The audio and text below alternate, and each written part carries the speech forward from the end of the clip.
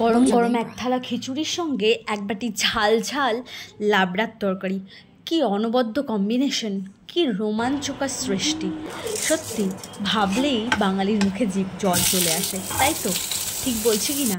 প্রথমে আলু, গাজর, মিষ্টি আলু, কুমড়ো আর বিটটাকে ভালো করে নুন দিয়ে ভেজে নিয়েছি। সঙ্গে দিয়েছিলাম হলুদ। ফোড়নে দিয়েছিলাম তেজপাতা, শুকনো লঙ্কা আর পাঁচফোড়ন। ফোড়নের গন্ধ ছাড়তেই সবজিগুলো দিয়েছিলাম। তারপরে বেগুন আর বিনস দিয়েছি।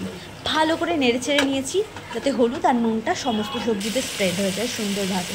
তারপর দিয়েছি সজনের ডাঁটা। সজনের ডাঁটাও ভালো করে নেড়েচেড়ে নিয়ে গ্যাসের ফ্লেমটা একদম লো করে দিয়েছি। তারপর ঢাকা দিয়ে কিছুক্ষণ ভেজে নিয়েছি, পুরোপুরি সবজিগুলো সেদ্ধ হওয়া পর্যন্ত। তারপর দিয়েছি জিরে, ধনে আর আদা বাটা।